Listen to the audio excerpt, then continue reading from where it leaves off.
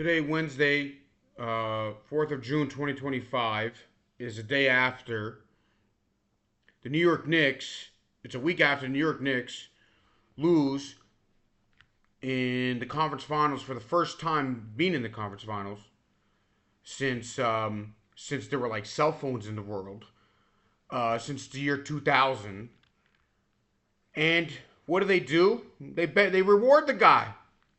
They reward the coach for making the conference finals by firing him. And this is a trend in the NBA. The trend in the NBA is basically you make the finals, you win the finals. Now, Tom Thibodeau didn't win the finals, but you win the finals, you're fired a year or two later. I sometimes understand it, I sometimes don't. But this is what it is. This is what it is right now in the NBA. You lose, you stink. You win the championship, you stink. You save a person's life. The person says, "I wanted to die," and that's what it is. The NBA. It's not. It's called. It stands for National Babies Association, and I think it's the millionaires too. It's definitely the millionaires. It's the billionaires. My bad. My bad. It's definitely the players and millionaires. Everyone says it's the players who fired the coach, and yes, it is. And it's the owners, and the owners are firing the coaches for winning, for literally winning, for resuscitating a team. You literally died, and then you came back to life, and you say, "Why did you bring him back to life? It sucks. It sucks." And the coach gives you the guy gives you candy. You get to travel the world. You get all this stuff. You get all the benefits. You get all the A listings. And guess what? The guy tells you, "Why did you save my life? Why did you resuscitate me from the dead?" And that's James Dolan, and that's the owner of the Nuggets. I don't know all their names, but this is what it is. That's why it's called EON. Rant on stuff that I'm an expert on nothing. But this is what it is.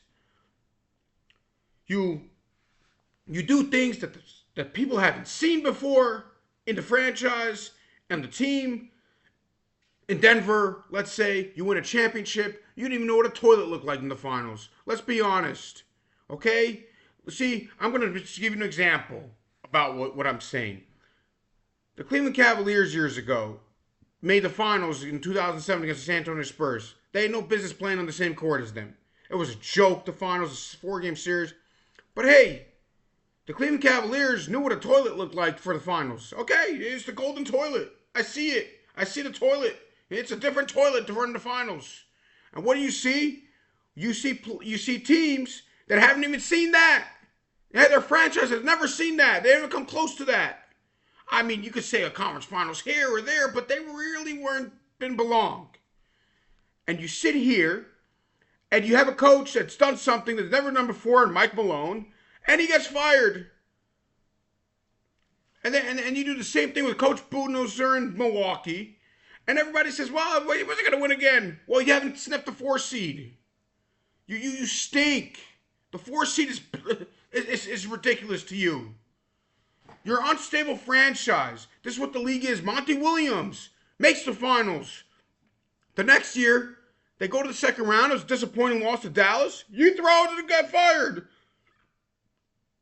Phoenix Suns didn't see anything since Steve Nash retired. They didn't make the finals since Charles Barkley was playing. Since Michael Jordan was in his prime the first time. And this is what the NBA is. You get fired for doing a good job. You get fired for doing a bad job. You might as well, I don't understand. You can't keep your job anymore. And everybody says the New York Knicks, "Well, this is Steve Kerr. Well, the expectations change." Yo, you're the Knicks. Your expectations are going to go to the lottery again. They might have a good year next year. But I'll tell you this, I don't see them being consistent. You see it. You see it, and everyone says, "I've seen the same movie in Chicago." Well, let me say this. What has Chicago done since he left? They've been a bust. They've been bad. And Minnesota, I get it, the Jimmy Butler drama was a 3-year deal. And he got fired by the same guy. I mean, it's Karl Anthony Towns. That's what I assume. But hey, hold on. Minnesota, after he left, they had to get the lottery pick. That's why Anthony Edwards is there, the number 1 pick. Oh, yeah. Enjoy the lottery, guys. Now, Jalen Brunson, I'm gonna say this right now. You took less money. Yo, I admire that, but you're an idiot. You're an idiot because it's the Knicks. They don't take anything. It's pathetic. You're a joke. And that's what I'm gonna say. No, you're not a joke for taking less money, but and you're rich anyways. But this is my answer to all this. It's my problem. You do too good. You overachieve. This team hasn't seen anything in 100 years. And you say, oh, yeah, things change. Oh, Steve Kerr and Mark Jackson. Well, Mark Jackson, there was a pause of the Warriors being not good. There wasn't a 30-year difference. And by the way, at least Mark Jackson, you could say, there was a 1 year they regressed because they lost in the first round the year before when they lost in the second round. And then he gets fired for Steve Kerr. But if you remember this, there was a thing to unleash that Steve Kerr unleashed. And everybody knew they were great shooters, Steph Curry and Klay Thompson. You could unleash it. You could make them shoot more dumb shots, quote unquote dumb shots. Steph Curry shooting from the logo. Mark Jackson didn't allow it. Now you could say that he opened it up, Steve Kerr. Oh, Chicago, Doug Collins and Phil Jackson. Well, Michael Jordan was already a scoring champion. He was already the best player in the league, definitely statistically. I think a lot of players felt that. Who on the Knicks? Who are you unleashing? What are you unleashing? OG? What are you unleashing? Jalen Brunson? He got the ball every play. He's a 6'1". He's their best player. What are you unleashing? I don't see the unleash of anything. I don't see what. You're shooting more shots with this guy or that guy? That guy's opening up. Mikal Bridges is shooting dumb shots from the 3-point line? Well, I mean, I thought he was doing that already. I mean, Denver, like, you see in 2 or 3 years, I see Jokic fighting for the 5th seed, 6th seed, and he's like, oh, you're wasting his prime, you're wasting a great player. No, you screwed it up. You had stability. You had, okay, the coach is there, the player's there, the great player's there, and you threw it all in the garbage. Milwaukee, Giannis has the same statistics. The problem is, he don't have structure now, the team. They don't. They had a 1 seed. Now they got upset by Miami. They lost. They disappointed playoff series.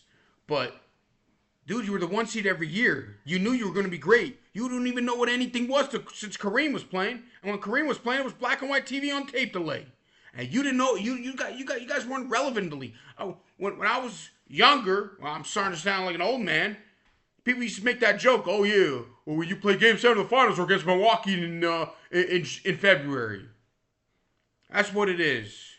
That's what the New York Knicks will become. Just to let you know, I don't know next year or 2 years, but that's what the New York Knicks will become because that's who they are. That's a bad franchise. Have a good day.